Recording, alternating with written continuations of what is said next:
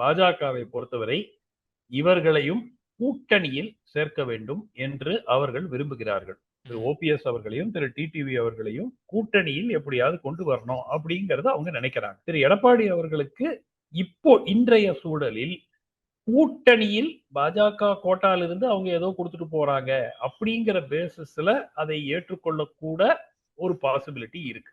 அவருக்கு பிரச்சனை என்னன்னா அதிமுகவில் அவங்களுக்கு இடம் இல்லை, அவ்வளவுதானே தவிர அவர் கூட்டணி அவர்களுடன் எக்காரணம் கொண்டு ஒரு ஒரு ஒரு 4-6 மாதத்துக்கு முன்னாடி அதுவும் முடியவே முடியாதுங்கிற பேசிஸ்ல இருந்தார். இன்னைக்கு அந்த அளவுக்கு ஒரு ஹார்ட் ஸ்டான்ஸ் எடுப்பாரா என்று நான் எதிர்பார்க்கவில்லை. நான் என்ன நினைக்கிறேன்னா, ஏதோ நாங்க அவங்களுக்கு எல்லாம் போய் கேம்பெயின் பண்ண முடியாது. பிஜேபி கோட்டால இருந்து உங்களுக்கு 5 சீட்டோ 4 சீட்டோ ஏதோ கொடுக்கணும்னா கொடுத்துட்டு போங்க, அவங்க கூட்டணி கட்சியா இருக்கட்டும்.